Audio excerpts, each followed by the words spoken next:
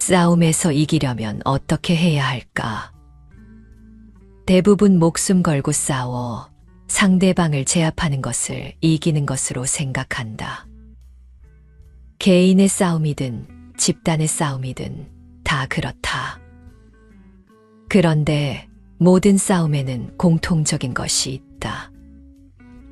바로 극도로 미워하는 마음, 증오심이다. 그리고 마음속 깊이 자리한 지기 싫어하는 마음이다.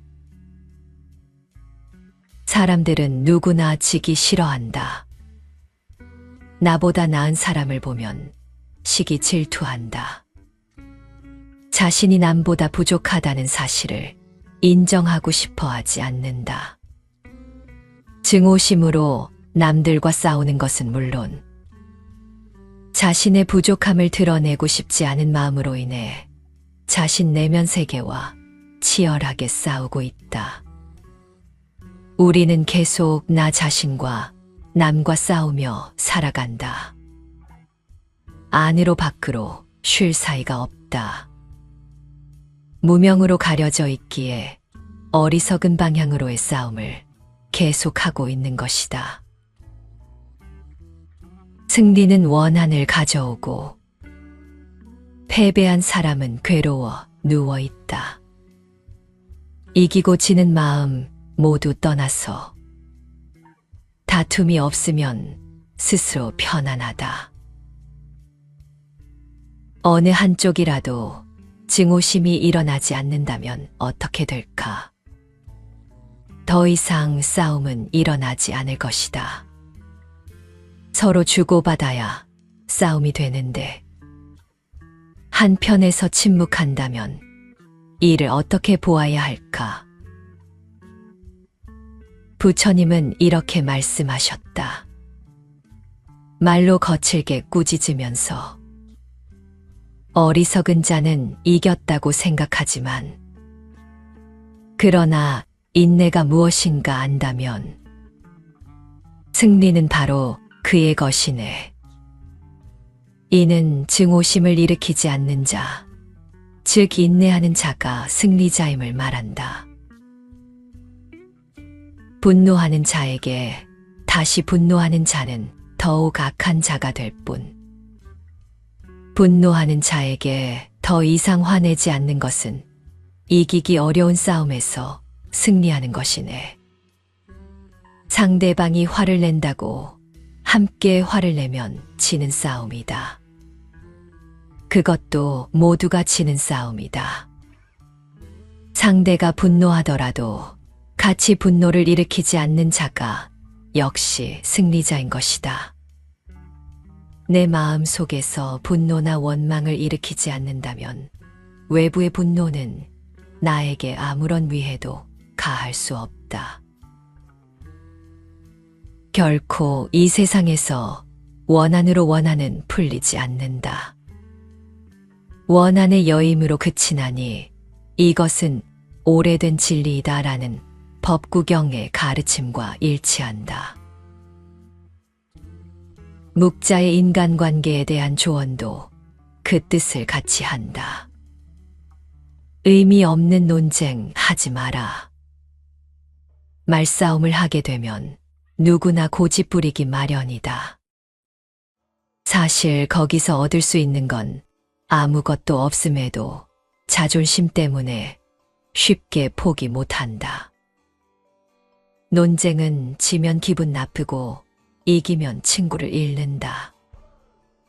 도대체 여기에 무슨 의미가 있을까? 상대방과 논쟁을 하고 싶을 때는 두 가지를 고려해라. 논쟁은 이겨도 의미 없다는 사실과 그것이 상대의 자존심을 짓밟아 얻은 것이라는 걸 말이다.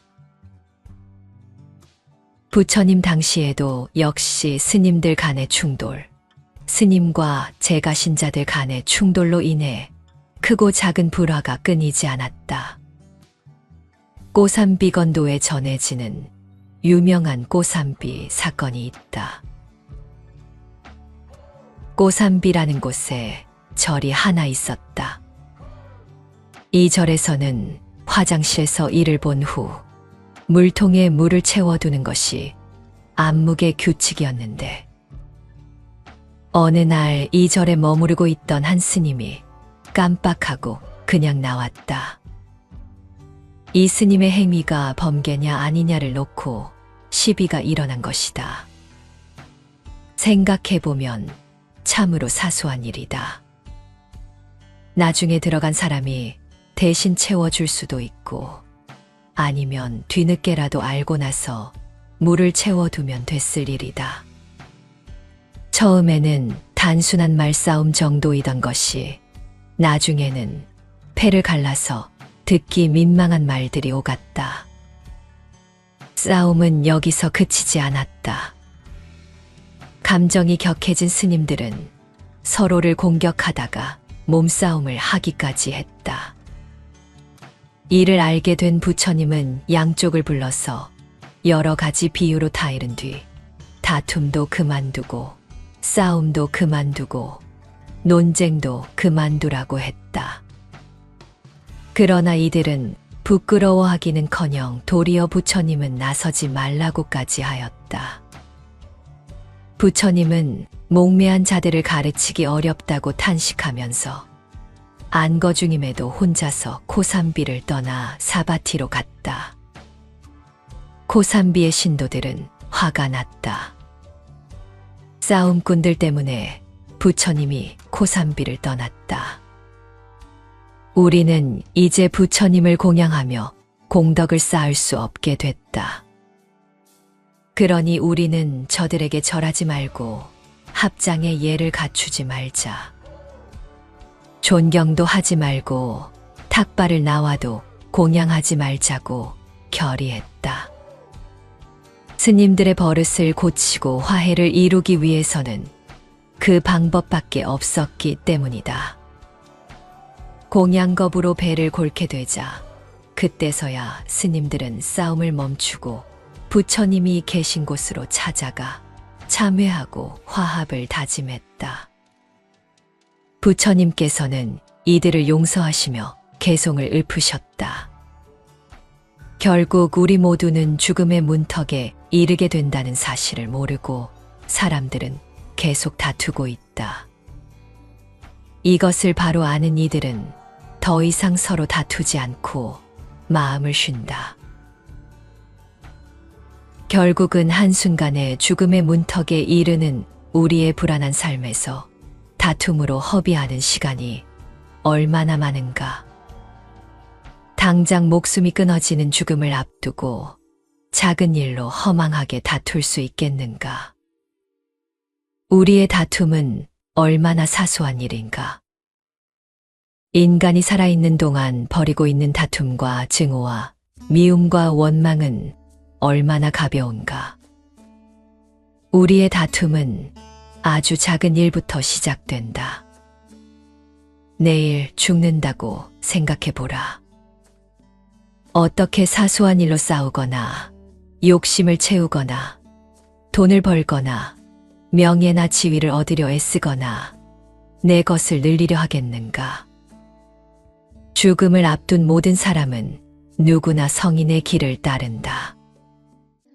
그것은 누가 알려주어서 되는 것도 아니고 죽음에 이르러 더 이상 쌓고 벌고 늘려나갈 일이 없음을 깨닫게 될 때 저절로 우리 안에 잠재되어 있던 근원적인 지혜를 따르게 되는 것이다.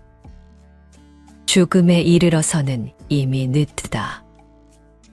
결국 우리 모두는 죽음의 문턱에 이르게 된다는 이 사실을 모르고 사람들의 다툼은 계속된다. 무의미하고 비본질적인 다툼과 어리석음과 욕망은 계속되고 있다. 그러나 이것을 바로 알고 바로 보는 이들은 더 이상 서로 다투지 않고 마음을 쉰다.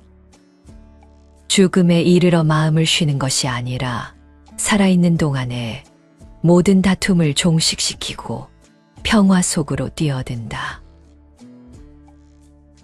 다툼이 일어나는 상황이 발생했을 때 이 두 가지를 떠올려 보라.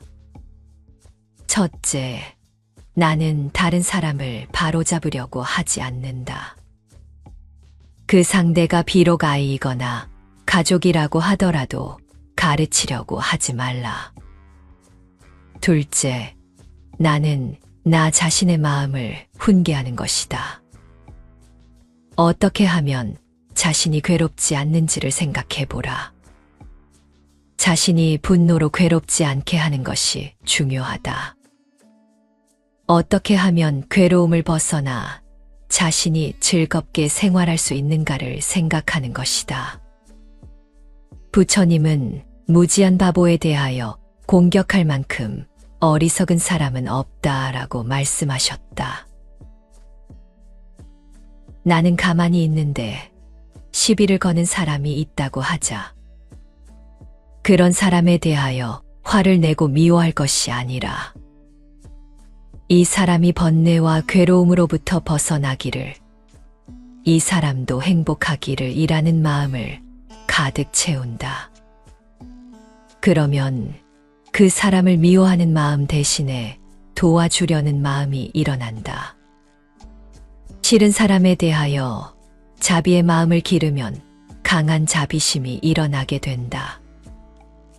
우리 이웃과 우리 사회가 자비심으로 넘칠 때 이 땅의 모든 갈등과 싸움들이 해결될 수 있을 것이다. 남을 미워하는 마음이 아닌 용서하는 마음으로 보듬을 수 있는 자비심이 절실하다. 사람은 혼자서 완벽해질 수 없다. 우리는 각자 부족한 부분을 인정해야 한다. 그리고 각자가 부족하기 때문에 함께 살아가고 있는 것이고 서로 화합해야 하는 것임을 알아야 한다. 앞서 말한 코삼비 사건에서 부처님께서는 코삼비 스님들의 다툼을 화해시키고 난 후에 상가 공동체는 청정하고 화합하라는 말씀을 남기셨다고 한다. 청정하다는 것은 계율을 잘 지켜 부정과 부패가 없어야 한다는 뜻이고, 화합한다는 것은 분쟁이 없어야 한다는 뜻이다. 부처님께서는 가정이든 사회든 단체든 분쟁이 없고 화합하기 위해 지켜야 할 6가지를 구체적으로 제시해 주셨다. 여기 기억하고 존중해야 할 6가지 화합의 방법이 있다. 이 법에 의지하여 화합하고 다투는 일이 없도록 하여라. 첫째, 같은 계율을 같이 하라. 둘째, 의견을 같이 맞춰라. 셋째, 받은 공약물을 똑같이 수용하라. 넷째, 한 장소에 같이 살아라. 다섯째, 항상 자비롭게 말하라. 여섯째, 남의 뜻을 존중하라. 법륜 스님은 이 구절을 다음과 같이 해석하셨다. 같은 계율을 같이 지키라는 얘기는 누구든 법 앞에 공정해야 한다는 것을, 의견을 맞추라는 얘기는 서로의 의견을 지속적으로 조율해 나가라는 것을, 공약물을 평등하게 나누라는 얘기는 경제적인 평등을 추구하라는 것을, 같은 장소에 모여 살라는 얘기는 삶이 투명하게 공개돼야 한다는 것을, 그리고 자비롭게 말할 것과 남의 뜻을 존중하라는 것은 사람을 대하는 태도의 진실함을 일컫는다.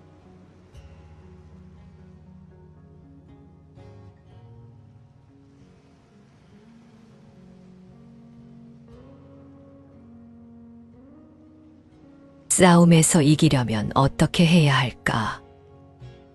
대부분 목숨 걸고 싸워 상대방을 제압하는 것을 이기는 것으로 생각한다. 개인의 싸움이든 집단의 싸움이든 다 그렇다. 그런데 모든 싸움에는 공통적인 것이 있다. 바로 극도로 미워하는 마음, 증오심이다. 그리고 마음속 깊이 자리한 지기 싫어하는 마음이다. 사람들은 누구나 지기 싫어한다. 나보다 나은 사람을 보면 시기 질투한다. 자신이 남보다 부족하다는 사실을 인정하고 싶어 하지 않는다. 증오심으로 남들과 싸우는 것은 물론 자신의 부족함을 드러내고 싶지 않은 마음으로 인해 자신 내면 세계와 치열하게 싸우고 있다. 우리는 계속 나 자신과 남과 싸우며 살아간다. 안으로 밖으로 쉴 사이가 없다. 무명으로 가려져 있기에 어리석은 방향으로의 싸움을 계속하고 있는 것이다. 승리는 원한을 가져오고 패배한 사람은 괴로워 누워 있다.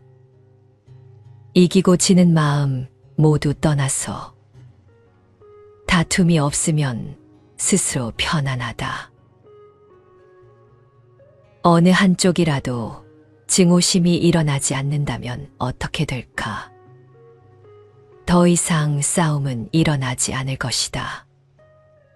서로 주고받아야 싸움이 되는데 한편에서 침묵한다면 이를 어떻게 보아야 할까? 부처님은 이렇게 말씀하셨다. 말로 거칠게 꾸짖으면서 어리석은 자는 이겼다고 생각하지만 그러나 인내가 무엇인가 안다면 승리는 바로 그의 것이네. 이는 증오심을 일으키지 않는 자, 즉 인내하는 자가 승리자임을 말한다. 분노하는 자에게 다시 분노하는 자는 더욱 악한 자가 될 뿐, 분노하는 자에게 더 이상 화내지 않는 것은 이기기 어려운 싸움에서 승리하는 것이네. 상대방이 화를 낸다고 함께 화를 내면 지는 싸움이다. 그것도 모두가 지는 싸움이다. 상대가 분노하더라도 같이 분노를 일으키지 않는 자가 역시 승리자인 것이다. 내 마음 속에서 분노나 원망을 일으키지 않는다면 외부의 분노는 나에게 아무런 위해도 가할 수 없다. 결코 이 세상에서 원한으로 원한은 풀리지 않는다. 원한의 여임으로 그치나니 이것은 오래된 진리이다라는 법구경의 가르침과 일치한다. 묵자의 인간관계에 대한 조언도 그 뜻을 같이 한다. 의미 없는 논쟁 하지 마라. 말싸움을 하게 되면 누구나 고집 부리기 마련이다. 사실 거기서 얻을 수 있는 건 아무것도 없음에도 자존심 때문에 쉽게 포기 못한다. 논쟁은 지면 기분 나쁘고 이기면 친구를 잃는다. 도대체 여기에 무슨 의미가 있을까? 상대방과 논쟁을 하고 싶을 때는 두 가지를 고려해라. 논쟁은 이겨도 의미 없다는 사실과 그것이 상대의 자존심을 짓밟아 얻은 것이라는 걸 말이다. 부처님 당시에도 역시 스님들 간의 충돌, 스님과 제가신자들 간의 충돌로 인해 크고 작은 불화가 끊이지 않았다. 꼬삼비건도에 전해지는 유명한 꼬삼비 사건이 있다. 꼬삼비라는 곳에 절이 하나 있었다. 이 절에서는 화장실에서 이를 본 후 물통에 물을 채워두는 것이 암묵의 규칙이었는데 어느 날 이 절에 머무르고 있던 한 스님이 깜빡하고 그냥 나왔다. 이 스님의 행위가 범죄냐 아니냐를 놓고 시비가 일어난 것이다. 생각해보면 참으로 사소한 일이다. 나중에 들어간 사람이 대신 채워줄 수도 있고, 아니면 뒤늦게라도 알고 나서 물을 채워두면 됐을 일이다.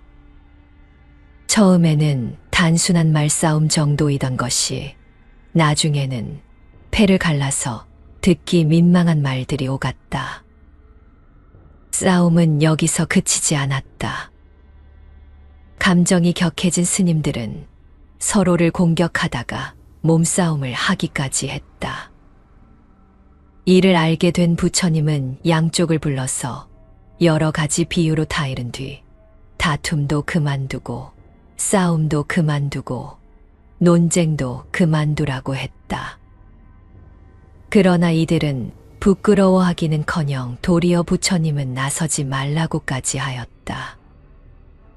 부처님은 목매한 자들을 가르치기 어렵다고 탄식하면서 안거 중임에도 혼자서 코삼비를 떠나 사바티로 갔다. 코삼비의 신도들은 화가 났다. 싸움꾼들 때문에 부처님이 코삼비를 떠났다. 우리는 이제 부처님을 공양하며 공덕을 쌓을 수 없게 됐다. 그러니 우리는 저들에게 절하지 말고 합장의 예를 갖추지 말자. 존경도 하지 말고 탁발을 나와도 공양하지 말자고 결의했다. 스님들의 버릇을 고치고 화해를 이루기 위해서는 그 방법밖에 없었기 때문이다. 공양겁으로 배를 골게 되자 그때서야 스님들은 싸움을 멈추고 부처님이 계신 곳으로 찾아가 참회하고 화합을 다짐했다. 부처님께서는 이들을 용서하시며 개송을 읊으셨다. 결국 우리 모두는 죽음의 문턱에 이르게 된다는 사실을 모르고 사람들은 계속 다투고 있다. 이것을 바로 아는 이들은 더 이상 서로 다투지 않고 마음을 쉰다. 결국은 한순간에 죽음의 문턱에 이르는 우리의 불안한 삶에서 다툼으로 허비하는 시간이 얼마나 많은가. 당장 목숨이 끊어지는 죽음을 앞두고 작은 일로 허망하게 다툴 수 있겠는가. 우리의 다툼은 얼마나 사소한 일인가. 인간이 살아있는 동안 벌이고 있는 다툼과 증오와 미움과 원망은 얼마나 가벼운가. 우리의 다툼은 아주 작은 일부터 시작된다. 내일 죽는다고 생각해보라. 어떻게 사소한 일로 싸우거나 욕심을 채우거나 돈을 벌거나 명예나 지위를 얻으려 애쓰거나 내 것을 늘리려 하겠는가. 죽음을 앞둔 모든 사람은 누구나 성인의 길을 따른다. 그것은 누가 알려주어서 되는 것도 아니고 죽음에 이르러 더 이상 쌓고 벌고 늘려나갈 일이 없음을 깨닫게 될 때 저절로 우리 안에 잠재되어 있던 근원적인 지혜를 따르게 되는 것이다. 죽음에 이르러서는 이미 늦다. 결국 우리 모두는 죽음의 문턱에 이르게 된다는 이 사실을 모르고 사람들의 다툼은 계속된다. 무의미하고 비본질적인 다툼과 어리석음과 욕망은 계속되고 있다. 그러나 이것을 바로 알고 바로 보는 이들은 더 이상 서로 다투지 않고 마음을 쉰다. 죽음에 이르러 마음을 쉬는 것이 아니라 살아있는 동안에 모든 다툼을 종식시키고 평화 속으로 뛰어든다. 다툼이 일어나는 상황이 발생했을 때 이 두 가지를 떠올려 보라. 첫째, 나는 다른 사람을 바로잡으려고 하지 않는다. 그 상대가 비록 아이이거나 가족이라고 하더라도 가르치려고 하지 말라. 둘째, 나는 나 자신의 마음을 훈계하는 것이다. 어떻게 하면 자신이 괴롭지 않는지를 생각해 보라. 자신이 분노로 괴롭지 않게 하는 것이 중요하다. 어떻게 하면 괴로움을 벗어나 자신이 즐겁게 생활할 수 있는가를 생각하는 것이다. 부처님은 무지한 바보에 대하여 공격할 만큼 어리석은 사람은 없다라고 말씀하셨다. 나는 가만히 있는데 시비를 거는 사람이 있다고 하자. 그런 사람에 대하여 화를 내고 미워할 것이 아니라 이 사람이 번뇌와 괴로움으로부터 벗어나기를, 이 사람도 행복하기를 이라는 마음을 가득 채운다. 그러면 그 사람을 미워하는 마음 대신에 도와주려는 마음이 일어난다. 싫은 사람에 대하여 자비의 마음을 기르면 강한 자비심이 일어나게 된다. 우리 이웃과 우리 사회가 자비심으로 넘칠 때 이 땅의 모든 갈등과 싸움들이 해결될 수 있을 것이다. 남을 미워하는 마음이 아닌 용서하는 마음으로 보듬을 수 있는 자비심이 절실하다. 사람은 혼자서 완벽해질 수 없다. 우리는 각자 부족한 부분을 인정해야 한다. 그리고 각자가 부족하기 때문에 함께 살아가고 있는 것이고 서로 화합해야 하는 것임을 알아야 한다. 앞서 말한 코삼비 사건에서 부처님께서는 코삼비 스님들의 다툼을 화해시키고 난 후에 상가 공동체는 청정하고 화합하라는 말씀을 남기셨다고 한다. 청정하다는 것은 계율을 잘 지켜 부정과 부패가 없어야 한다는 뜻이고, 화합한다는 것은 분쟁이 없어야 한다는 뜻이다. 부처님께서는 가정이든 사회든 단체든 분쟁이 없고 화합하기 위해 지켜야 할 6가지를 구체적으로 제시해 주셨다. 여기 기억하고 존중해야 할 6가지 화합의 방법이 있다. 이 법에 의지하여 화합하고 다투는 일이 없도록 하여라. 첫째, 같은 계율을 같이 하라. 둘째, 의견을 같이 맞춰라. 셋째, 받은 공약물을 똑같이 수용하라. 넷째, 한 장소에 같이 살아라. 다섯째, 항상 자비롭게 말하라. 여섯째, 남의 뜻을 존중하라. 법륜 스님은 이 구절을 다음과 같이 해석하셨다. 같은 계율을 같이 지키라는 얘기는 누구든 법 앞에 공정해야 한다는 것을, 의견을 맞추라는 얘기는 서로의 의견을 지속적으로 조율해 나가라는 것을, 공약물을 평등하게 나누라는 얘기는 경제적인 평등을 추구하라는 것을, 같은 장소에 모여 살라는 얘기는 삶이 투명하게 공개돼야 한다는 것을, 그리고 자비롭게 말할 것과 남의 뜻을 존중하라는 것은 사람을 대하는 태도의 진실함을 일컫는다.